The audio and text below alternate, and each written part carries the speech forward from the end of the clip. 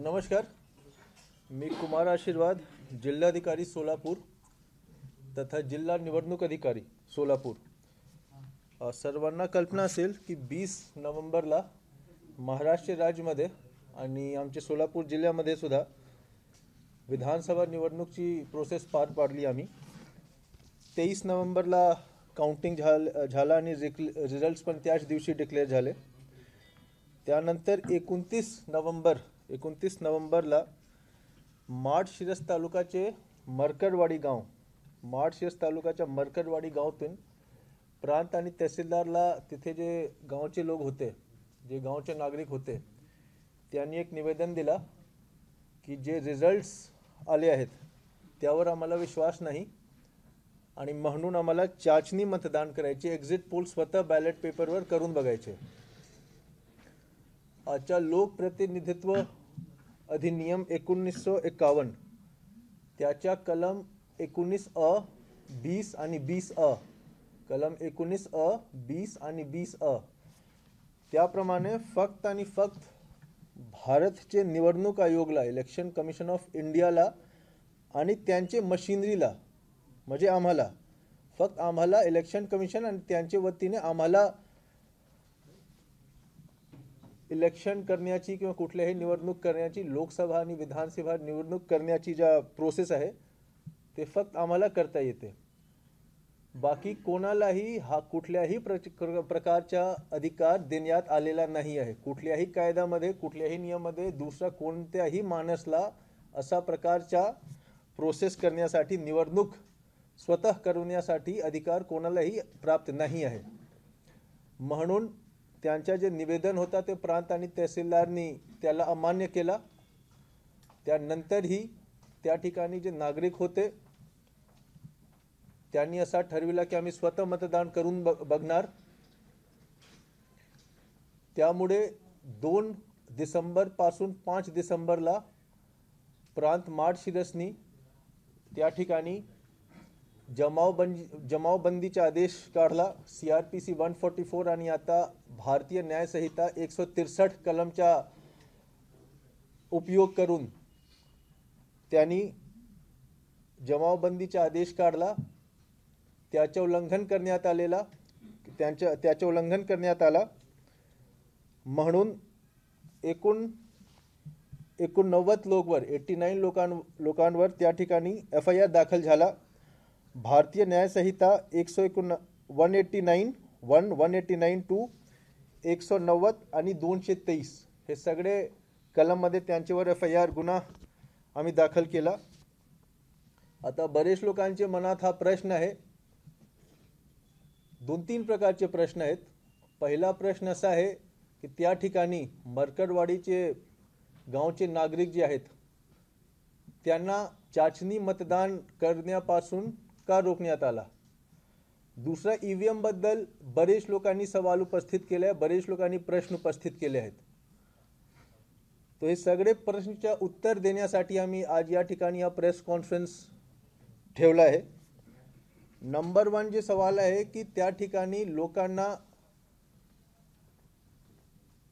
चाचणी मतदान का नाही तुम्ही करून दिला, त्याचे ऑलरेडी मी उत्तर दिलं आहे.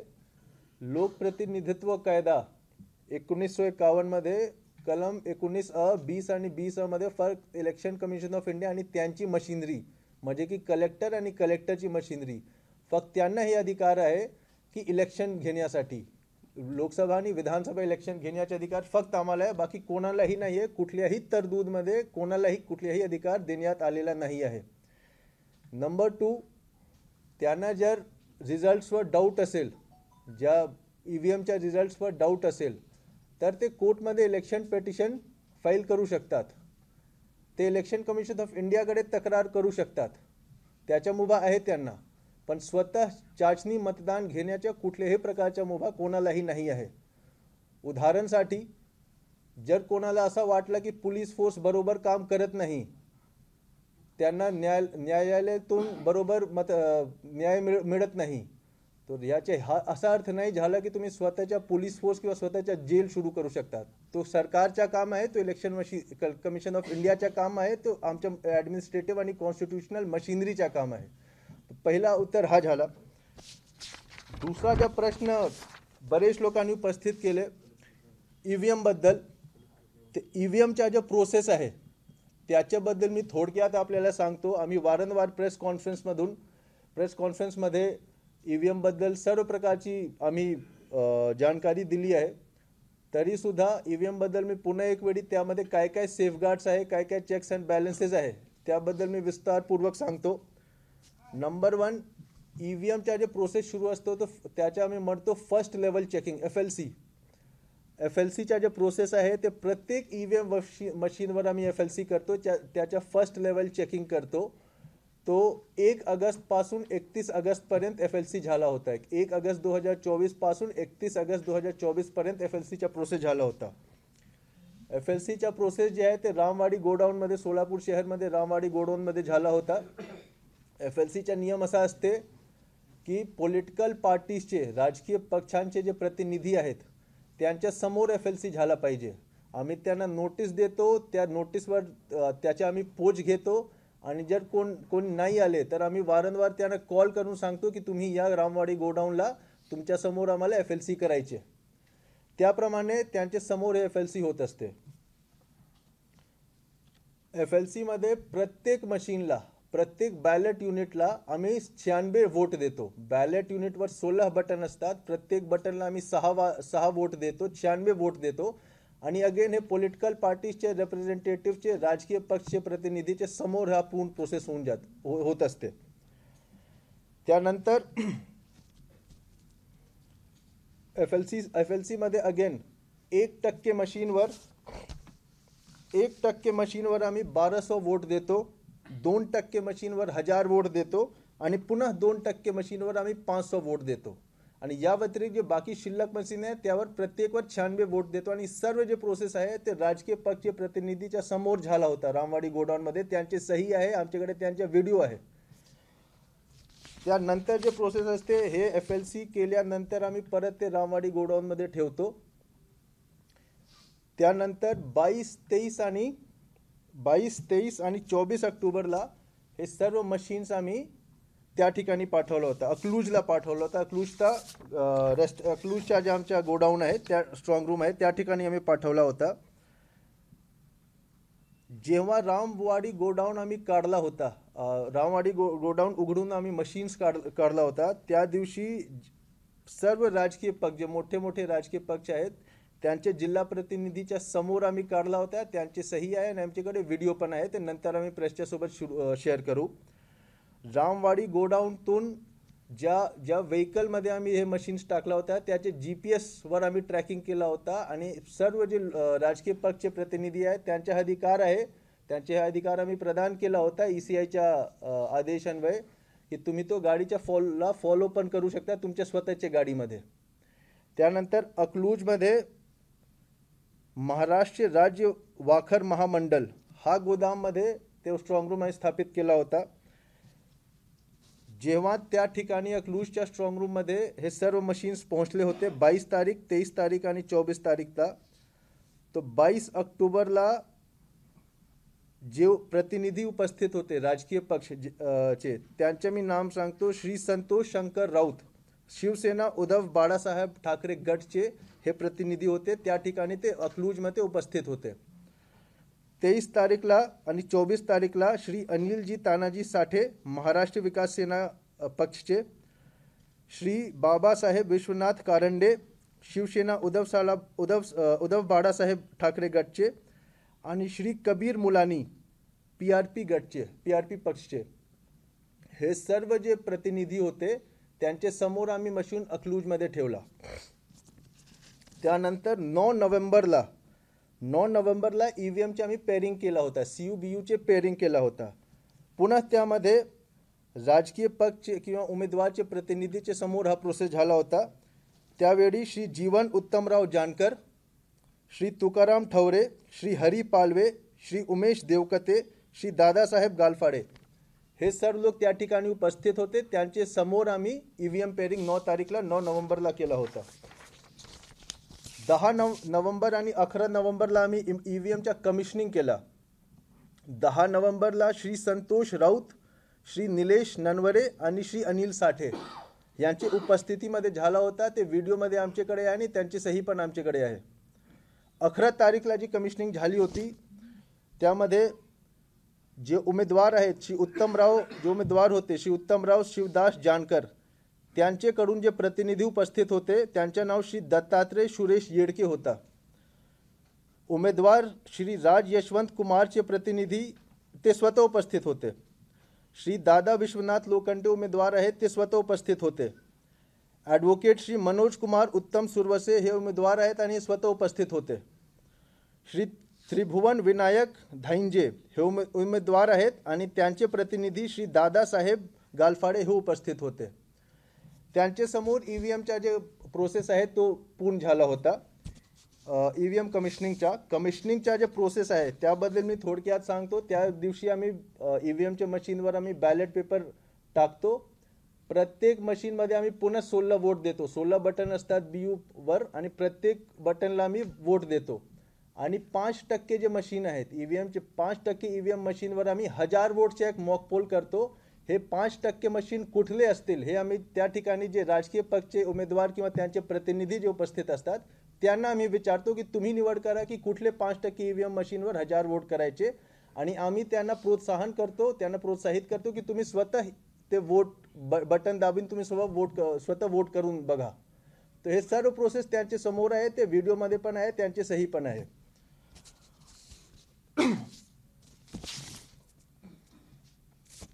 त्यानंतर मतदानच्या दिवशी अगेन आम्ही स्ट्रॉंग रूम उघडतो. 20 नोव्हेंबरला मतदान झाला होता, 19 नोव्हेंबरला आम्ही स्ट्रॉंग रूम उघडतो. त्या दिवशी परत राजकीय पक्षचे प्रतिनिधी त्या ठिकाणी उपस्थित होते आणि त्यांच्या समोरच आम्ही उघडला होता. व्हिडिओ आणि त्यांची सही आमच्याकडे आहे. 20 नोव्हेंबरला पोलिंग झाला होता. मार्कडवाडी गावमध्ये 3 मतदान केंद्र आहे. मतदान केंद्र नंबर 96, 97 आणि 98. त्यामध्ये 96 मतदान केंद्र क्रमांक 96 मध्ये 4 पोलिंग एजंट उपस्थित होते. पोलिंग एजंट कोण असतात? प्रत्येक कॅन्डिडेट त्यांचे पोलिंग एजंट कुठल्याही बूथवर अपॉइंट करू शकतात आणि ते पूर्ण दिवस बूथमध्ये हजर असतात. ते 4 लोक हजर होते. मतदान केंद्र क्रमांक 97 मध्ये पुन्हा 4 लोक हजर होते, 4 पोलिंग एजंट होते. आणि 98 मध्ये 3 पोलिंग एजंट होते. यामध्ये ज्या उमेदवारांनी पूर्ण प्रोसेसवर आक्षेप घेतला आहे त्यांचे पण पोलिंग एजंट उपस्थित होते, त्यांचे पण नाम आणि सही आमच्या समोर आहे. आता ॲक्च्युअल पोल सुरू करण्यापूर्वी नियम असा आहे की आम्हाला मॉक पोल करायची असते. प्रिसाइडिंग ऑफिसर जे आहे ते मशीनवर 50 वोटच्या मॉक पोल करतात आणि ते पोलिंग एजंटचे समोरच करावे लागते. आणि त्या दिवशी एवढे हे 4 आणि 3 लोक 96, 97 आणि 98 मध्ये उपस्थित होते. त्यांच्या समोर मॉक पोल झाला. मॉक पोलचा रिझल्ट आम्ही त्यांना दाखवतो की ज्या कॅन्डिडेटला जेवढे मतदान केलं आहे तेवढे मत ईव्हीएम मध्ये आला किंवा नाही. आणि त्यानंतर मॉक पोल सर्टिफिकेट बरोबरपणे योग्य पद्धतीने कंडक्ट झाला आहे आणि कुठलीही चूक नाही आहे त्याचे आम्ही मॉक पोल सर्टिफिकेट घेतो. आणि ते सर्टिफिकेटवर हे सर्व पोलिंग एजंटचे जे उमेदवारचे प्रतिनिधी आहेत त्यांच्या सही पण आहे, तो पण आमच्याकडे आहे. तर त्यांच्या समोर मॉक पोल झाला आहे आणि त्यानंतर ॲक्च्युअल पोल सुरू झाला आहे. मॉक पोलमध्ये त्यांनी सही करून दिला आहे की कुठल्याही प्रकारच्या रिझल्ट्समध्ये तफावत नाही आहे. ज्या कॅन्डिडेटला जेवढे वोट दिला तेवढे रिझल्ट्सची बटन दाबून तेवढे रिझल्ट्स ईव्हीएममध्ये डिस्प्ले झाला. त्यानंतर 23 तारीखला पुन्हा सीलिंग करताना मॉक पोल जेव्हा आम्ही स्ट्रॉंग रूममध्ये सील करतो सर्व राजकीय पक्षचे लोकप्रतिनिधी होते, राजकीय पक्षचे प्रतिनिधी होते आणि त्यांचे सही आणि व्हिडिओ आमच्याकडे आहे. 23 तारीखला काउंटिंग झाला. मी एक वेळी सांगून देतो, 20 नोव्हेंबरला जेव्हा सील करण्यात आले तर स्ट्रॉंग रूम जेव्हा सील बंद करण्यात आलेला होता त्या दिवशी श्री महादेव विजय कावडे आणि श्री निलेश सूर्यकांत ननवरे हे उमेदवार किंवा त्यांचे प्रतिनिधी आहेत आणि ते लोक त्या ठिकाणी उपस्थित होते. व्हिडिओमध्ये आहे आणि त्यांची सही पण आमच्याकडे आहे. 23 नोव्हेंबरला आम्ही काउंटिंगसाठी स्ट्रॉंग रूम पुन्हा उघडला आणि त्या दिवशी उमेदवार श्री उत्तमराव शिवदास जानकरचे प्रतिनिधी श्री अर्जुन सिंग मदन सिंग मोहिते पाटील उपस्थित होते. श्री कुमार आनंद उमेदवार श्री कुमार आनंदा लोंढेचे प्रतिनिधी श्री संजय दिनकर मगर उपस्थित होते आणि उमेदवार श्री राम विठ्ठल सातपुतेचे प्रतिनिधी श्री केशवराज कल्याणराव पाटील उपस्थित होते. त्यांचे समोर आम्ही स्ट्रॉंग रूम उघडला होता. काउंटिंग सुरू असताना काउंटिंग एजंट्स प्रत्येक कॅन्डिडेटला अधिकार आहे ते प्रत्येक बूथवर काउंटिंग एजंट अपॉइंट करू शकतात. बूथ क्रमांक 96 मार्करवाडी त्यामध्ये मतमोजणी प्रतिनिधीचे नाव श्री विराज प्रकाश निंबाडकर, श्री आकाश भीमराव सावंत, श्री शंभूराजे केशवराव पाटील, श्री धनंजय तुकाराम साठे, श्री काशीलिंग नेताजी ठवरे, श्री सौरभ लालासाहेब वाघमारे हे सर्व जे काउंटिंग एजंट होते, मतमोजणी प्रतिनिधी होते, हे बूथ क्रमांक 96 मार्करवाडीसाठी हे काउंटिंग एजंट होते आणि त्या दिवशी ते उपस्थित होते. बूथ नंबर 97 वर श्री रिसवाडकर अमर सदानंद, श्री शेडके दत्तात्रय विठोबा आणि बूथ नंबर 98 वर श्री बी डी सालगुडे पाटील, श्री रामकृष्ण बाडासो कदम, श्री बाडासो पराडे हे मतमोजणी प्रतिनिधी त्या ठिकाणी उपस्थित होते. नियमप्रमाणे जेव्हा एक टेबलवर आम्ही त्या बूथचे मशीन आणतो, काउंटिंग एजंटकडे 17C फॉर्मच्या झेरॉक्स असतं, त्यामध्ये ते मॅच करू शकतात की EVM वर जे टोटल दाखवत आहे किती वोट पडला आहे ते 17C वर तेवढेच वोट आहेत किंवा नाही. हे तिघही बूथवर 96, 97 आणि 98 बूथ क्रमांकवर मार्करवाडीमध्ये तो मॅच झाला होता. 17C मध्ये जेवढे टोटल वोट्स नमूद होते तेवढेच EVM मध्ये दाखविण्यात आला आणि कुठल्याही राऊंडमध्ये कुठल्याही काउंटिंग एजंटने कुठल्याही प्रकारचा आक्षेप घेतला नाही. आरोकडे एकही ॲप्लिकेशन नाही आहे. कुठल्याही आक्षेप पूर्ण प्रोसेसमध्ये 23 तारीखमध्ये संध्याकाळीपर्यंत जेव्हापर्यंत काउंटिंग संपला नाही एकही काउंटिंग एजंटने कुठल्याही प्रकारचा आक्षेप घेतला नाही. त्यानंतर अगेन हे सगळे जे सील आहेत ते राजकीय पक्षाचे प्रतिनिधीचे समोर मशीन अगेन सीलबंद करण्यात आलेला होता. आता हे पूर्ण प्रोसेसमध्ये FLC फर्स्ट लेवल चेकिंग जे ऑगस्ट महिन्यामध्ये झाला आणि 23 तारीखच्या संध्याकाळीपर्यंत जेव्हा काउंटिंगचा रिझल्ट डिक्लेअर झाला, प्रत्येक टप्प्यामध्ये जे राजकीय पक्ष किंवा उमेदवाराचे प्रतिनिधी आहेत त्यांना अभि सहभागी करून घेतला आहे. त्यांच्या समोर पूर्ण प्रोसेस झाला आहे. मॉक पोल जे आहे ते 6 ते 7 वाजता आम्ही मॉक पोल ठेवतो. मॉक पोलमध्ये तिघं बूथमध्ये 96, 97, 98 मार्करवाडीचे बूथमध्ये आम्ही त्यांचे प्रतिनिधीचे समोर पोलिंग एजंटचे समोर मॉक पोल करून घेतला आहे. त्यानंतर ॲक्च्युअल पोल सुरू झाला आहे.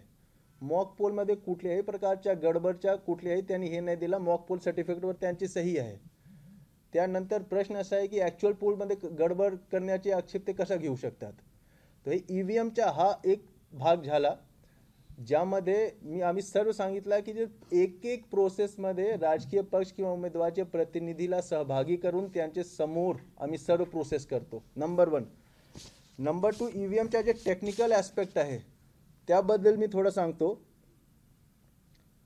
बरेच लोकांचे असं म्हणणं आहे की EVM मध्ये टॅम्परिंग आहे आणि असं आहे तसं आहे. आता 2 प्रकारचे गोष्टी असतात.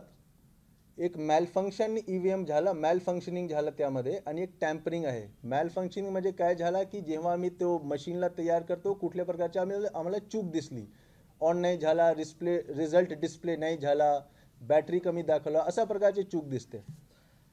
ते आम्ही FLC मध्ये पण आम्हाला चूक दिसते आणि कमिशनिंग करताना त्यामध्ये पण काही प्रमाणात जे माझे माहितीप्रमाणे 0.4% 0.4% CU मध्ये काही तांत्रिक टेक्निकल फॉल्ट झाला होता. BU मध्ये पण 0.6 0.7% झाला होता आणि VVPAT मध्ये 1.2% झाला होता. हे जे मशीन्स आले जे मॅल फंक्शनिंग आहेत त्यावेळी ते काम करत नव्हते, त्याला मी बाजूला काढतो. ते मशीन नंबरच्या सोबत आम्ही पॉलिटिकल पार्टीला ती यादी देतो की हा अमुक अमुक असेंब्ली कॉन्स्टिट्युन्सीमध्ये हा जे मशीन आहे ते खराब झाले आहेत आणि त्यांचे एक्नॉलेजमेंट आमच्याकडे आहे. हा मॅल फंक्शनिंग मशीन झाले.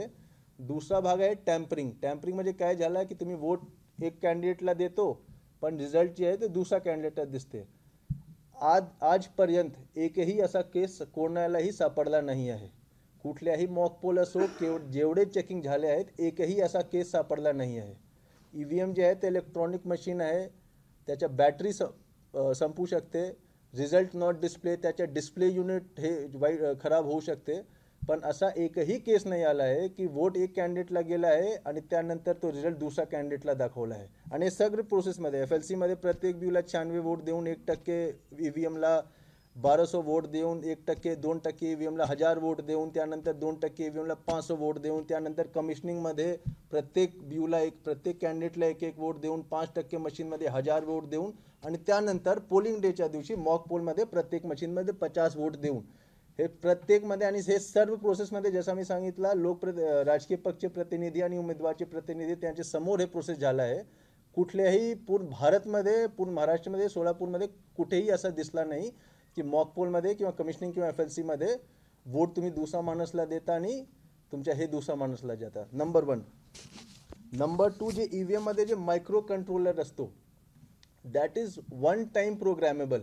वन टाइम प्रोग्रॅमेबलमध्ये काय म्हणजे काय झालं की एक वेळी तुम्ही प्रोग्राम लिहिला तर त्याला तुम्ही चेंज नहीं करू शकत. तो that is burnt on the memory chip. आप उसको चेंज नहीं कर सकते. प्रोग्राम जो आहे तोच आहे. आणि त्याचे जे सोर्स कोड आहे तो आम्ही इंडिपेंडेंट एक्सपर्ट पॅनल द्वारा इलेक्शन कमिशन से जो इंडिपेंडेंट है मतलब असे एजन्सी जे इलेक्शन कमिशनशी काहीच त्यांचे घेण देण नसते, ते पूर्णपणे इंडिपेंडेंट आहे, स्वतंत्र आहे. ते लोक ते सोर्स कोड आणि प्रोग्रामच्या स्वतः चाचणी करतात आणि त्यानंतर तो EVM मध्ये टाकण्यात जातात. EVM मध्ये कुठल्याही प्रकारच्या वायरलेस कनेक्टिव्हिटी नाही आहे, कुठल्याही प्रकारच्या ब्लूटूथ कनेक्टिव्हिटी नाही आहे, इंटरनेट कनेक्टिव्हिटी नाही आहे, कुठल्याही एक्सटर्नल पोर्ट नाही आहे. तो हॅकिंगचा प्रश्न कुठेही तुम्हाला निर्माण नाही झाला पाहिजे. हॅकिंगचा प्रश्न उठताही नाही आहे, कारण की इंटरनेट नाही आहे, ब्लूटूथ नाही, तर हॅकिंग करणार कसा तुम्ही. हा नंबर 3 हॅकिंगबद्दल झाला. ज्या स्ट्रॉंग रूममध्ये आम्ही ठेवतो ते 24/7 24 घंटा तो CCTV कॅमेऱ्याच्या नजरेमध्ये असतात. 3 लेअर सिक्युरिटी असतात त्या ठिकाणी, डबल लॉक सिस्टम असते त्या ठिकाणी. आणि जे CCTVचा फुटेज आहे तो पूर्ण फुटेज आम्ही एक टीव्हीवर पॉलिटिकल पार्टीचे जे प्रतिनिधी आहेत त्यांना मी देतो. त्यांना अधिकार आहे की स्ट्रॉंग रूमचे जस्ट बाहेर प्रिमाइसेसमध्ये तुम्ही एक शेड तुमचे उभे करू शकता. 24 तास तुम्ही त्या ठिकाणी बसू शकतात आणि तुम्हाला मी CCTV फुटेज देतो. तुम्ही पूर्णपणे बघू शकता की कोण आतमध्ये जात आहे किंवा नाही जात आहे. हे सगळे आम्ही व्यवस्था त्या ठिकाणी करून देतो. तर स्ट्रॉंग रूममध्ये हॅक होण्याचे काहीच प्रश्न उद्भवत नाही. इलेक्ट्रोमॅग्नेटिक जे पल्स आहे त्यावर त्यापासून संरक्षित ठेवण्यासाठी इलेक्ट्रोमॅग्नेटिक शिल्डिंग असते EVMच्या. तर इलेक्ट्रोमॅग्नेटिक पल्सच्या इंटरफेरन्सबद्दल कुठल्याही प्रकारच्या पॉसिबिलिटी नाही आहे. आणि वारंवार इंडिपेंडेंट एजन्सीज त्याला ऑडिट करतात की सर्व गोष्टी बरोबर आहे किंवा नाही. कुठेही पॉसिबिलिटी तो हॅकिंगच्या किंवा इलेक्ट्रोमॅग्नेटिक पल्सच्या आहे नाही. त्यानंतर VVPAT काउंटिंगबद्दल आम्हाला मॅन्डेटरी आहे की 5 VVPAT आम्हाला मोजायची आहे प्रत्येक असेंब्ली कॉन्स्टिट्युएन्सीमध्ये इलेक्शनच्या काउंटिंग झाल्यानंतर. आता यामध्ये एक रूल 56D आहे. 56D त्यामध्ये कॅन्डिडेट सांगू शकतात की आम्हाला हा ज्या मशीन आहे, हा ज्या बूथ आहे त्याच्या VVPATच्या मोजणी करून दाखवा. मार्च मध्ये एकही ॲप्लिकेशन आला नाही. ज्या उमेदवारांनी आक्षेप घेतला आहे त्यांच्याकडून पण हा आला नाही की अमुक मार्केटवाडीच्या तुम्ही VVPAT काउंट करून दाखवा मला. त्यांनी ॲप्लिकेशन केलं नव्हतं. त्यानंतर अजून एक प्रावधान असा दिला आहे की तुम्ही कुठल्याही बूथच्या मायक्रो कंट्रोलरच्या चेकिंग करण्यासाठी तुम्ही ॲप्लिकेशन करू शकता. त्यावर बेलचे इंजिनियर्स येतात आणि ते 1000 वोटच्या पुन्हा मॉक पोल करतात आणि तुम्हाला दाखवतात की तो रिझल्ट बरोबर आहे किंवा नाही.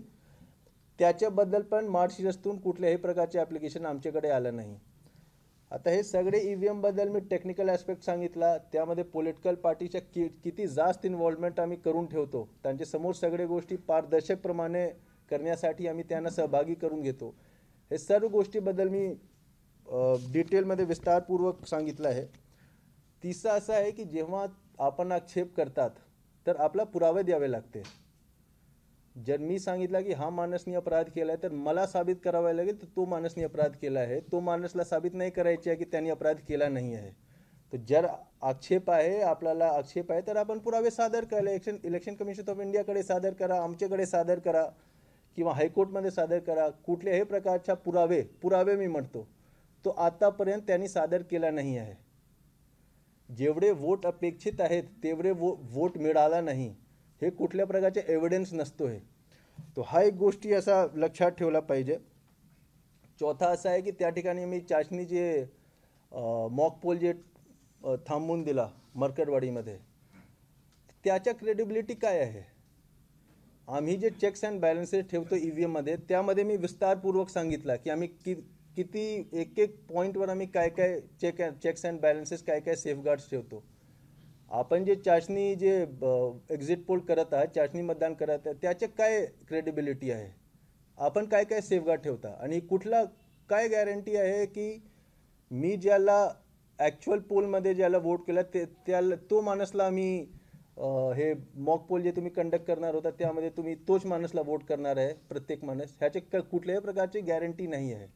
आणि पुन्हा मी सांगतो की इलेक्शन कंडक्ट करण्याचे जे अधिकार आहे तो इलेक्शन कमिशन ऑफ इंडियाच्या शिवाय आणि त्यांची मशिनरी म्हणजे आम्ही त्यांच्याशिवाय कोणालाही नाही आहे. इसलिए हमने इतना सीरियस कदम वहाँ पे उठाया था. त्या ठिकाणी आम्ही 89 लोकांवर FIR केला. आणि सोलापूरचे सर्व नागरिकांना माझे आव्हान आहे की EVM बद्दल आपण एक वेळी डिटेलमध्ये EVMच्या इलेक्शन कमिशन ऑफ इंडियाचे वेबसाईटवर त्यांनी एक एक प्रश्नाचे उत्तर दिलं आहे, ते एक वेळी वाचून घ्यावे.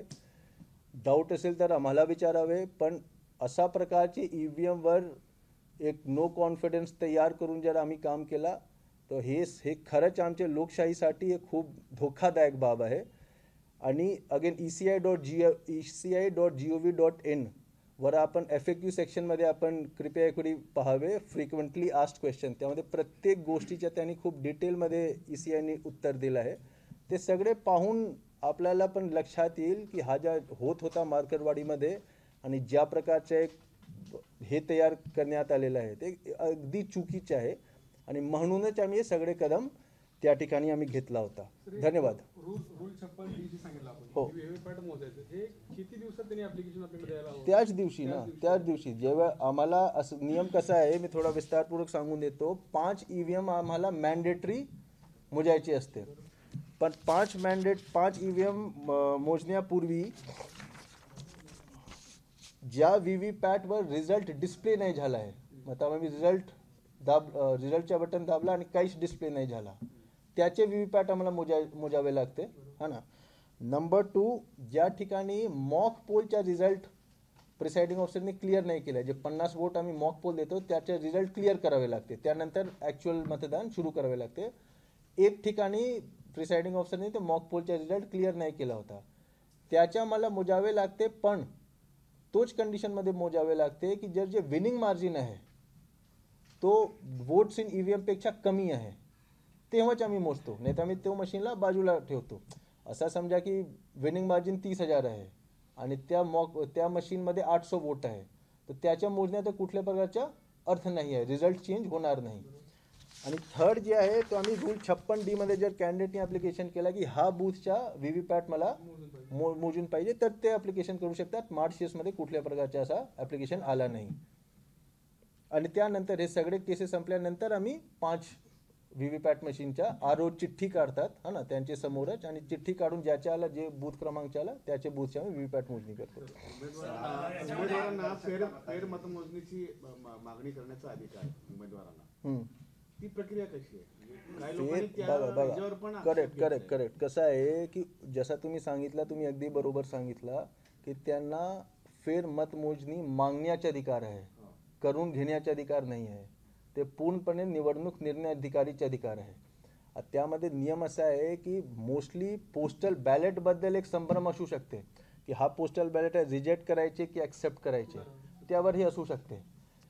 पण EVMचा जे रिझल्ट आहे, तुम्ही असा नाही सांगू शकतात की मला अपेक्षा होती की मार्करवाडीमध्ये मला एवढा वोट मिळाला पाहिजे आणि तेवढे वोट मिळाले नाही. काहीच पुरावे तुम्हाला सादर करावे लागेल. नाही तर प्रत्येक उमेदवाराला हेच वाटते ना की मी जिंकणारच, त्याप्रमाणे तर आम्ही फक्त फेर मतमोजणी करून घेऊ. आणि दुसरा त्यामध्ये विनिंग मार्जिन एवढा असला पाहिजे, असं समजा की विनिंग मार्जिन 200-300 आहे, हा ना, खूप क्लोज कंटेस्ट आहे.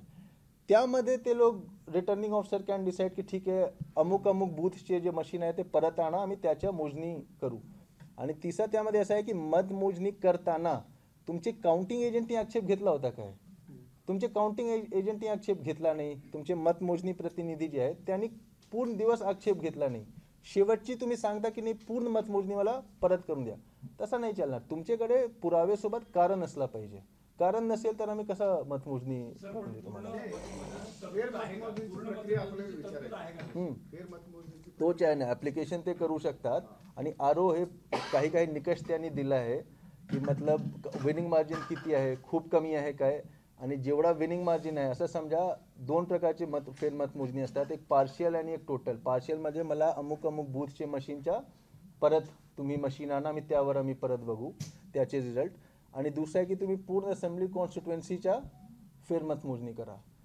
तर पूर्ण असेंब्ली कॉन्स्टिट्युएन्सी चे फेरमतमोजणी जर तुम्हाला करायचे तर त्याचे तुमच्याकडे सबळ एकदम पुरावे असले पाहिजे, नंबर 1. आणि जर तुम्ही सांगितलं की हे 3 बूथचे मला फेरमतमोजणी करायचे, ते मी उदाहरणासाठी सांगतो की ते जे 3 बूथ आहे त्यावर टोटल मत 3000 पडले आहे आणि विनिंग मार्जिन 30,000 आहे, मग ते नाही करू देणार ना तुम्हाला. आरो निर्णय घेणार की आम्ही नाही हे करून देणार तुम्हाला. विनिंग मार्जिन 300 आहे आणि ज्या बूथच्या मशीनवर तुम्हाला डाऊट आहे त्यामध्ये 800 वोट आहे, मग ते फेरमतमोजणीचा अधिकार आहे, हा ना. आणि ज्या उमेदवारांनी आक्षेप घेतला आहे ते जिंकले पण आहे माळशिरसमध्ये, हा ना. तो आक्षेप घेण्याचे काय हे आहे. उत्तरचे जे पराभूत उमेदवार आहेत त्यांनी पैसेही भरले मतमोजणी. हा, तो फेर नाही तो मी सांगतो. महेश कोटे साहेबनी 2 बूथचे फेरमतमोजणीच्या त्यांनी काय एक मायक्रो कंट्रोलर जे मी सांगितलं ना, मायक्रो कंट्रोलर चिप चेकिंगच्या तुम्ही जर 40,000 रुपये भरला तर ते इंजिनियर्स येतील, हा ना. 45 दिवस नंतर इलेक्शन पिटिशनच्या पिरियड संपल्यानंतर ते इंजिनियर्स येतील, ते तुम्हाला चिप दाखवतील आणि त्या मशीनवर 1000 वोट करून तुम्हाला दाखवतील मॉक पोल. आणि तुम्ही ते बघू शकतात की तो बराबर मॅच होत आहे किंवा नाही. ते तुम्हाला अप्लाय करावे लागते. तो पण ॲप्लिकेशन आतापर्यंत मार्चेसमध्ये आला नाही आहे. 7 दिवसाच्या हां, 7 दिवसात आत करू लागते. तर 7 दिवसाचे पिरियड संपला.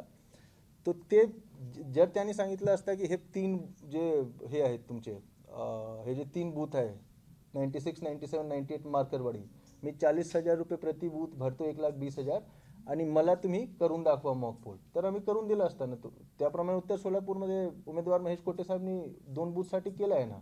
ते 45 दिवस संपल्यानंतर आम्ही इंजिनियरला बोलविणार आणि त्यांच्यासमोर तो होणार ना प्रोसेस. असं म्हणणं होतं की अगोदर जे मतदान झालेले ते बघता येईल का? नाही. अगोदरमध्ये कुठले 20 नोव्हेंबरला जे आपला ऑक्टोबरला जे मतदान झालं ह्याला हां. नोव्हेंबरला हां, ते बघायचं आहे म्हणतात ते. पण ते आपली प्रक्रिया अशी आहे की ती परत एकदा पूर्वी तसा नाही आम्ही पूर्ण क्लिअर करतो आणि त्यानंतर मॉक पोल करून दाखवतो ना तुम्हाला. अच्छा, दुसरा एक गोष्टी आठवून आला मला. जसा मी सांगितला ना, हा जो मायक्रो कंट्रोलर आहे आणि चिप आहे ते 1 टाइम प्रोग्रामेबल आहे. 1 टाइम प्रोग्रामेबल मध्ये काय झाला की तुम्ही एकाच वेळी त्याला प्रोग्राम करू शकतात. असा समजा, उदाहरणासाठी मी सांगतोय, चुकीचे रिपोर्टिंग नंतर करू नका. असा समजा उदाहरणासाठी की तो असा प्रोग्राम झाला आहे की तुम्ही एक उमेदवारला दिया पण सगळे वोट दुसऱ्या उमेदवारला जाणार. तर जे FLC मध्ये मॉक पोल झाला आहे, जे कमिशनिंगमध्ये मॉक पोल झाला आहे, जे त्या दिवशी पोलिंग डेच्या दिवशी 50 वोट जे आम्ही देतो मॉक पोलमध्ये, तर प्रत्येकमध्ये तसंच आलं पाहिजे ना, कारण हे 1 टाइम प्रोग्रामेबल आहे. मतलब मला सांगा की मॉक पोलमध्ये तुमचे प्रतिनिधींनी सांगितलं आहे की 50 वोट जे दिलं आहे तेवढेच रिझल्ट आला आहे. त्यानंतर कुठल्या प्रकारचा जादू घडला की त्यानंतर हे हॅक होऊन गेला. प्रिसाइडिंग ऑफिसरने त्या समोरच बसून त्यांच्या मनातून हॅक करून दिला काय प्रोग्राम EVM. जर हॅक आहे तर अगोदर पण चुकीचे रिझल्ट दाखवला पाहिजे ना. हा खूप महत्वाचा एक बाब आहे, लोकांना हे माहिती असली पाहिजे. रहने के बावजूद भी प्रशासकीय व्यवस्था पर जो लोगों का विश्वास कम हो रहा है, इसकी वजह क्या है? नाही, मला नाही वाटते की विश्वास कमी होत आहे. जर विश्वास कमी झाला असता तर बांगलादेश सारखा इथे परिस्थिती झाली असती. ऐका ना थोडं एक सेकंड मला त्यांचे उत्तर देऊन द्या. जर प्रशासकीय यंत्रणावर विश्वास कमी झाली असती ना, तर बांगलादेशमध्ये जे घडलं आहे की लोकांना विश्वास नाही राहिला होता की जे निवडणूकमध्ये जे पूर्ण निवडणूक प्रक्रिया आहे त्यावर आम्हाला विश्वास नाही आहे, त्यानंतर विद्रोह झाला होता. तसा प्रकारचे कुठेही नाही आहे. प्रशासकीय यंत्रणावर त्यांना विश्वास आहे. EVM वर जर काही लोक हे अविश्वास लोकांमध्ये पसरवण्याचे त्यांचे प्रयास आहे, तर त्यासाठी आम्ही प्रेस कॉन्फरन्स घेऊन हे सगळे हे दिलं आहे. आणि त्या म्हणूनच मी सांगतो की EVM बद्दल मत बनविण्यापूर्वी, तुमच्या मत तयार करण्यापूर्वी एक पूर्ण माहिती घ्या. ECI.gov.in मध्ये फ्रिक्वेंटली आस्क्ड क्वेश्चनमध्ये एक गोष्टीच्या उत्तर तुम्हाला मिळेल. त्यानंतर तुम्ही तुमचे मत ठरवा. आक्षेप घेतला जातोय केवळ सोलापुरातच पत्रकार परिषद घेऊन प्रशासनाला खुलासा करण्याचा काय आहे म्हणजे प्रसंग का सगळीकडे ही प्रक्रिया आहे प्रेस कॉन्फरन्स घ्यायची रविवार असून सुद्धा त्या शासनाचा काही दबाव वगैरे आहे का? माझ्या माहितीप्रमाणे चाचणी मतदान घेण्याचा ज्या प्रयास आहे ते फक्त मरकरवाडीमध्ये झाला आहे. मार्कडवाडी सोलापूर जिल्ह्यामध्ये आहे. मी सोलापूरचा जिल्हाधिकारी आहे. निवडणूक प्रक्रिया माझे खाली झाला आहे. तो मी असा निर्णय घेतला की मला इकडे क्लिअर केला पाहिजे गोष्टी. सर हे ग्रामस्थांचं असं म्हणणं आहे. सर आपण बघतो की ज्यावेळेस आपण चॅलेंज वोट करतो त्या माणसांना ऍफिडेव्हिट घेतो आणि टेस्ट वोट हो तर त्याचं खूप चुकीचं निघालं तर ते गुन्हे दाखल करतो. हो आता मार्केटवाडीचं पूर्ण राजकारण सुरू आहे आणि मोठमोठे नेते तिथं सगळ्यांची दिशाभूल करतायत. त्याच्यामध्ये लोकांमध्ये प्रचंड मोठ्या प्रमाणावर संभ्रम निर्माण करतायत. अशा लोकांवर तुम्ही काय कारवाई करताय? नाही त्या म्हणूनच आम्ही 89 लोक रेफर केलं आहे. आणि जे टेस्ट वोटच्या तुम्ही प्रक्रिया सांगितलं ना, टेस्ट वोटच्या कसं आहे की त्या दिवशीच करावे लागते. बरोबर. तुम्ही जे एक मला वाटतं की एक प्रकरण झाला पण होतं आणि तिथे आम्ही FIR पण केलं. टेस्ट वोट त्यांनी सांगितलं की मी ज्याला बटन दाबला वेगळे माणूस तर VVPAT वेगळे माणसच्या हे निघाला. परत आम्ही त्या ठिकाणी टेस्ट वोट केला आणि ते बरोबर आला. तर त्यामध्ये आम्ही FIR केला. जर आता हे जे सगळे तुमच्या मार्कडवाडीमध्ये घटना झाली आहे तर त्या ठिकाणी आम्ही भारतीय न्यायसंहिता जे 189(1), 189(2) सगळे खाली आम्ही FIR फाईल केलं आहे ना. 89 लोकांना आम्ही कारवाई केली आहे. सगळेच आता देशभरातले नेते तिथे यायला लागलेत म्हणून म्हटलं की बघा मला असं वाटते की असा प्रकारचा संभ्रम जर त्यांनी निर्माण करत आहेत, ते लोक जर निर्माण करत आहे तर त्याच्या जे उत्तर आहे तो हेच आहे की आम्हाला प्रशासनाला प्रत्येक जागा लोकांना समजावे लागेल की हा पद्धत आहे, EVMचा हा पद्धत आहे, एवढे टेक्निकल ॲस्पेक्ट आहे जे मी हे प्रेस कॉन्फरन्स माध्यमातून करतो. प्रत्येक लोकांवर तुम्ही FIR करून नाही फिरू शकतात कारण ते पण आमचेच नागरिक आहे. जर कोणी संभ्रम निर्माण जे करत आहेत विशेष लोक आहेत लोकांसंदर्भात आता विशेष लोक जे आहेत तर त्यांच्याबद्दल आम्ही कारवाई करू त्यांना शोधून. हा ना. त्याला जोडणं आता त्याच्यावरनं आता असं होतं की मार्केटवाडीचे लोक त्यातले काही जण आता उपोषणाला बसायला सुरू झालेले आहेत. ते आंदोलन जर सुरू झालं ते परत पुन्हा वाढणार आहे ते साहजिकच आहे. मग पुन्हा ते थांबवण्यासाठी तुम्ही काय प्रक्रिया होणार? ते मी ऐका ना तर ते जे लोक संवाद होते त्यातले एका व्यक्तीने सांगितलं की मतदान XYZ पक्षाला केलं आणि दुसरीकडे VVPAT दुसऱ्या मशीनला दिसलं असं ते जाहीर कार्यक्रमात बोलले गेले. त्या संदर्भात काही कारवाई होणार आहे? मी आणि SP बसून त्यामध्ये ठरवतो की काय करायचे. हा ना. आता हा जेव्हा आम्ही प्रेस कॉन्फरन्स घेतला होता त्याचे हेच उद्देश होता की EVM बद्दल आणि पूर्ण प्रोसेसबद्दल जे वारंवार प्रश्न मार्कडवाडीचे काही लोक निर्माण करत आहेत त्याचे उत्तर देण्यासाठी हे केलं होतं आणि त्याबद्दल आम्ही नंतर घेऊ. हा ना. पण त्यामध्ये कडक कारवाई होईल. सभा झाल्यानंतर EVMच्या समर्थनात घोषणा दिल्यात काय लोकांनी आणि ठीक आहे, धन्यवाद दाखल त्यांना. झालेले आहे ना, आंदोलन झालेले आहे त्यातले बहुतांश लोक 4-5 मार्कडवाडीचे सोडले तर बाकीचे सगळे बाहेरचे अशी पण माहित आहे मला. त्यावर आम्ही कारवाई करू. तो वेगळा परिस्थिती होता पण ॲक्च्युली काय झालं की मार्कडवाडी पण नॅशनल मीडियामध्ये पण हायलाईट झालं आहे. तर हे बाकी लोकांना मार्कडवाडी खूप लोकल मतलब 3000 लोक आहेत त्या गावामध्ये. त्या ठिकाणी आम्ही लोकांना समजून तहसीलदारला पाठवून नायब तहसीलदारला पाठवून त्यांना आम्ही समजून सांगणार. तो आमचा हे आहे. आणि जे लोक ॲक्च्युली लोकांना हे करत आहेत मिसगाईड करत आहेत त्यांच्यावर आम्ही कारवाई करणार कारण हे छोटी मतलब लहान गोष्ट नाही आहे. पण हा ज्या आम्ही प्रेस कॉन्फरन्स घेतला होता बाकी लोकांसाठी पण होता मार्कडवाडीच्या लोकांना सोडून की ज्यांना EVM बद्दल संभ्रम होता तो असे प्रकारचे सेफगार्ड्स आहेत. ग्रामस्थांचं असं देखील म्हणणं आहे की आम्हाला ऍक्च्युअल जे रिझल्ट आलेले आहेत त्याच्यावर कुठले परिणाम करायचे नाहीत किंवा आमच्या चाचणी होतीमुळे त्याच्यावर कुठले परिणाम होणार नाहीत. आम्ही स्वतःच्या खात्रीसाठी हे सगळं करत होतो तर प्रशासनानं अडवण्याचं काय कारण होतं? सी द पॉईंट म्हणजे मी तो सांगितलं ना की तुम्ही स्वतःच्या खात्रीसाठी हा ज्या फंक्शन आहे हा ज्या काम आहे ते पूर्णपणे इलेक्शन कमिशन ऑफ इंडियाचं काम आहे. बरोबर. पूर्णपणे इलेक्शन कमिशन ऑफ इंडियाचं काम आहे. तुमच्या प्रश्नाचे मी उत्तर देतो. उदाहरणासाठी जर एक गावच्या लोकांनी ठरवलं की नाही पोलीस प्रशासन बरोबर काम नाही करत आहे आम्ही एक स्वतःचा प्रयोग करतो आम्ही पोलीस आणि जेल आम्ही स्वतः तयार करतो आणि बघतो की कसं होईल. तो नाही चालणार ना तसा. आलो लक्षात. जे काम ॲडमिनिस्ट्रेटिव्ह मशिनरीचे आहे प्रशासकीय यंत्रणाचे आहे ते आम्हालाच करावे लागेल. ते त्या ठिकाणी तुम्ही एक प्रयोग आणि एक्सपेरिमेंट नाही करू शकतो. निवडणूक आयोगाच्या इतिहासामध्ये अशा प्रकारचे फेर मतदान म्हणा आपण म्हटल्यासारखं असं कधी झालंय का? मला तर माहित नाही.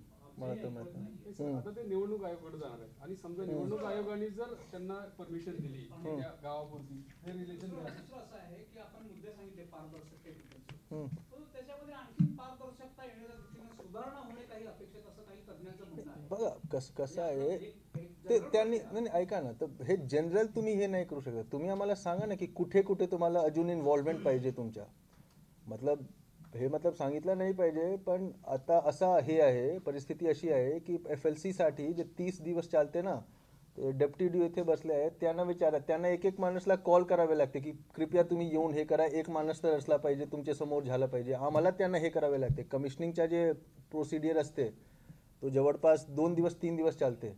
आम्हाला त्यांना हात जोडून विनंती करून सांगावे लागते की तुमची उपस्थिती इथे हे आहे आणि प्लीज इथे तुम्ही उभे राहा. आणि यांना माहीत आहे, ते एक एक माणूसला कॉल करतात की तुम्ही या, तुम्ही या, तुम्ही या.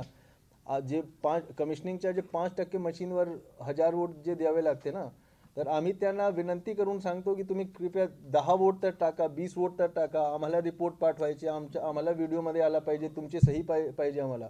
आणि यानंतर तुम्हाला कुठे इन्व्हॉल्वमेंट व्हायचे. जे रँडमायझेशन आम्ही मशीन्सचे करतो, 2 रँडमायझेशन असतात. एक आम्ही करतो की कुठल्या असेंब्ली कॉन्स्टिट्युएन्सीला कुठले कुठले मशीन्स जातील. ते रँडमायझेशन सॉफ्टवेअर आहे, ते आम्हाला त्यांच्या समोर आम्ही करतो आणि त्याची यादी आम्ही त्यांना देतो. आणि त्यानंतर असेंब्ली कॉन्स्टिट्युएन्सी लेवलवर पुन्हा एक सेकंड रँडमायझेशन होत असते. त्यामध्ये कुठल्या बूथवर कुठला मशीन जाईल ना, तो पण ते रँडमायझेशनमध्ये हे करते की बूथ नंबर 1 वर कुठल्या नंबरच्या CU, कुठल्या नंबरच्या BU व्हीपॅट जाईल. तो पण आम्ही त्यांच्या समोर करतो आणि त्याची यादी आम्ही त्यांना देतो की तुमचे पोलिंग एजंटला तो यादी देऊन टाका की तोच मशीन बूथवर आला आहे की नाही. तो मतलब अच्छा, स्ट्रॉंग रूममध्ये जे आम्ही मशीन ठेवतो 3 लेअर सिक्युरिटी आहे. आतमध्ये सेंट्रल आर्म पोलीस फोर्सेस, त्यानंतर SRPF, त्यानंतर स्टेट पोलीस. CCTV मला वाटते की रामवाडी गोडाऊन, कारण लोकसभाच्या मला आठवण आहे, रामवाडी गोडाऊनवर 60 किंवा 62 कॅमेरे आम्ही फिट केला होता. आणि CCTV फुटेज आम्ही तुम्हाला समोर देतो की तुम्ही रामवाडी गोडाऊनच्या परिसरमध्ये तुमचे शेड उभा करा आणि तिथे बघत राहा. तर हे विचारलं पाहिजे की 24 तास तुम्ही तिथे हे राहू शकतात. तर हे विचारलं पाहिजे की किती लोक त्या ठिकाणी उपस्थित होते, 24 तास किती लोक त्या ठिकाणी, किती पार्टीचे किती लोक उपस्थित होते. तर हे सगळे जे प्रचार चालू आहे, तो अफवा या संज्ञेमध्ये मोडतो. मग अफवा पसरवल्याबद्दल नेते मंडळींविरुद्ध सुद्धा गुन्हा दाखल करण्याचं धाडस का दाखवलं जात नाही प्रशासनाला? एक दिवस आधी आता झालंय ना. नाही,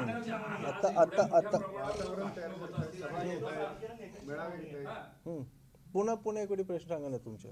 सर, हे जे सगळं आहे आपलं म्हणणं की निर्देशानुसार किंवा ज्या नियमावलीनुसार पारदर्शकपणे चालतं आणि मग तरी सुद्धा ह्या शासनावरती आक्षेप यावा किंवा सगळ्या सिस्टम असा अपप्रचार केला जातो. म्हणजे हे अफवा पसरवल्याच्या संज्ञेमध्ये आहे.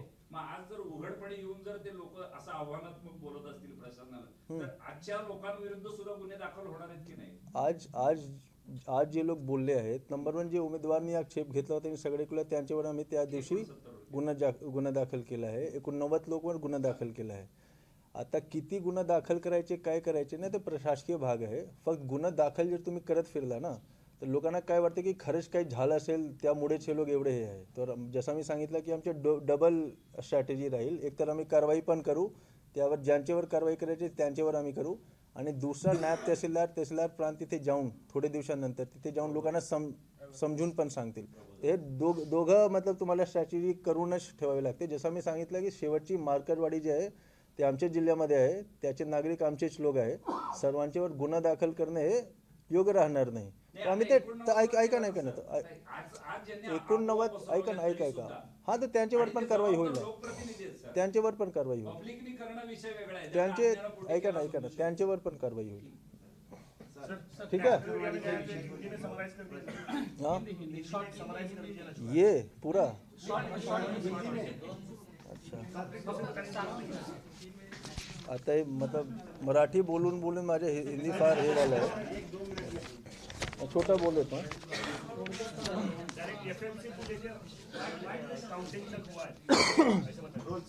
मैं छोटा में बोल देता हूँ. नमस्कार, मैं कुमार आशीर्वाद, कलेक्टर सोलापुर. 29 नवंबर 2024 को मार्शरेस तालुका के मार्करवाड़ी गांव में वहाँ के गांव के कुछ नागरिकों ने टेस्ट वोट एग्जिट पोल करने का एक निर्णय लिया था. उन्होंने निवेदन किया था, उसको हमने नकारा है. और जिन्होंने वहाँ पे 144 का CRPC 144 और भारतीय न्याय संहिता का 163 का आदेश लागू किया गया, कर्फ्यू लागू किया गया, उसका उल्लंघन जहाँ पे हुआ उसमें एक 89 लोगों पे FIR भी दाखिल हुआ है. कुछ लोगों ने EVM पे संभ्रम एक निर्माण करने की कोशिश की है. EVM के बारे में मैं थोड़े कम शब्दों में उसका एक क्लैरिटी दे देता हूँ कि EVM में कितने ज़्यादा सेफगार्ड्स हैं. ईवीएम का सबसे पहले फर्स्ट लेवल चेकिंग होता है जो अगस्त के महीने में होता है। उस समय भी सारे जो राजकीय पक्ष हैं उनके प्रतिनिधि के सामने वो होता है। उसके बाद कमिश्निंग होती है। अच्छा, एफएलसी में हम हर मशीन पे 6 वोट देते हैं, हर कैंडिडेट को 96 वोट दिए जाते हैं हर बीयू पे, और उनके सामने दिए जाते हैं, राजकीय पक्ष के प्रतिनिधि के सामने दिए जाते हैं। उनका साइन हम लेते हैं और वीडियो में भी हमारे पास है। फिर कमिश्निंग होती है। कमिश्निंग में अगेन हम हर मशीन पे 1 वोट देते हैं और 5% मशीन पे 1000 वोट देते हैं। वो भी राजकीय पक्ष के प्रतिनिधि के सामने होती है। उन्हें हम प्रोत्साहित करते हैं कि आप खुद बटन दबा के वोट दीजिए और देखिए कि सब सही से आ रहा है कि नहीं। जिस दिन एक्चुअल पोल होता है, पोलिंग डे के दिन, हम लोग एक मॉक पोल करते हैं। 50 वोट दिए जाते हैं और वो भी पोलिंग एजेंट के सामने, जो राजकीय पक्ष के प्रतिनिधि हैं, पोलिंग एजेंट, उनके सामने ये प्रक्रिया की जाती है। और मार्करवाड़ी में 3 बूथ है, बूथ नंबर 96, 97, 98। वहाँ पे जिन लोगों ने आक्षेप लिया है, जिस उम्मीदवार ने आक्षेप लिया है, उनके भी प्रतिनिधि थे। उन्होंने भी मॉक पोल सर्टिफिकेट पे उनका साइन है कि मॉक पोल में जिस आदमी को वोट दिया गया उतने ही वोट आए थे। ईवीएम में जो टेक्निकल एस्पेक्ट अगर आप देखेंगे तो इसमें कोई इंटरनेट कनेक्टिविटी नहीं है, ब्लूटूथ कनेक्टिविटी नहीं है, इसमें एक्सटर्नल पोर्ट नहीं है, इसमें वायरलेस कनेक्टिविटी नहीं है, तो हैकिंग का कोई प्रश्न उठता ही नहीं है। इलेक्ट्रोमैग्नेटिक शील्डिंग इसमें रहती है, इसलिए इलेक्ट्रोमैग्नेटिक पल्स से इसमें इंटरफेरेंस नहीं किया जा सकता है। इसका जो माइक्रो कंट्रोलर चिप है वो एक टाइम प्रोग्रामेबल है, एक ही टाइम आप उसमें प्रोग्राम लिख सकते हैं और उसके बाद उसमें आप प्रोग्राम चेंज नहीं कर सकते हैं। सो अगर मॉक पोल में, एक्चुअल पोल के दिन जो हम 50 वोट की मॉक पोल लेते हैं, अगर कुछ गड़बड़ होता है तो उसी समय गड़बड़ आता है, उसके बाद कैसे गड़बड़ आता है? मॉक पोल में सब कुछ सही आया, फिर अचानक से क्या जादू हो गया कि एक्चुअल पोल में गड़बड़ आने लगा। इसलिए हर प्रोसेस पे, हर स्टेप पे लोग जो प्रतिनिधि हैं, राजकीय पक्ष के प्रतिनिधि को हम इन्वॉल्व करते हैं। स्टार्टिंग से एंड तक उनके सामने सब कुछ होता है, जो हमारे पास वीडियो में है, जिनका हमारे पास साइन है। और टेक्निकल एस्पेक्ट के बारे में भी मैंने आपको जानकारी दी है। लास्ट में मार्करवाड़ी में जो टेस्ट पोल का जो उन्होंने प्रयोग जो करना चाह रहे थे, जो हमने होने नहीं दिया, उसमें हमने इतनी 89 लोगों पे एफआईआर किया है। इतनी कड़क कार्रवाई हमने क्यों की? क्योंकि इलेक्शन लेना का अधिकार जो है रिप्रेजेंटेटिव ऑफ पीपल एक्ट 1951 के हिसाब से, उसके कलम 19A, 20 और 20A के हिसाब से सिर्फ और सिर्फ इलेक्शन कमीशन ऑफ इंडिया और उसके मशीनरी को है, और कोई ये वोट या कोई भी एग्जिट पोल, टेस्ट पोल नहीं करवा सकता बैलेट पेपर पे। इसलिए हमने कड़क कार्रवाई की है। मैं सबसे अनुरोध करूंगा कि eci.gov.in पे आप अगर फ्रीक्वेंटली आस्क्ड क्वेश्चन के सेक्शन में जाएंगे तो हर एक उत्तर, ईवीएम के बारे में जो भी आपके मन में प्रश्न होंगे, वो हर एक प्रश्न का उत्तर बहुत ही सफाई से, बहुत ही सरल भाषा में वहाँ दिया हुआ है। तो मेरी सबसे विनंती होगी कि पहले आप वो चीज़ों को पढ़ें, उस वेबसाइट को विजिट करें और उसके बाद ईवीएम के बारे में अपना मत बनाएं। किसी भी गलत अफवाह का शिकार ना हो। जो भी इलेक्शन का प्रोसेस हुआ है बहुत ही क्लीनली हुआ है, किसी ने कभी कोई आक्षेप नहीं लिया है और बहुत क्लीनली हुआ है। मार्करवाड़ी का एक बहुत जो काफ़ी लोग हैं वो उस अग्री करते हैं कि कोई गड़बड़ नहीं हुआ है, जिसको हमने वोट दी उसी का आया है। तो इस प्रकार का कोई भी अगर संभ्रम करने का कोशिश करता है तो उस पर हम कार्रवाई भी करेंगे। बट लोगों से फिर से पुनः मैं एक बार विनंती करता हूं कि eci.gov.in के फ्रीक्वेंटली आस्क्ड क्वेश्चंस के सेक्शन में जाके ईवीएम के बारे में जानें, आपको सारी चीजें क्लियर हो जाएंगी। बहुत बहुत धन्यवाद। एबीपी माझा, उघडा डोळे बघा नीट।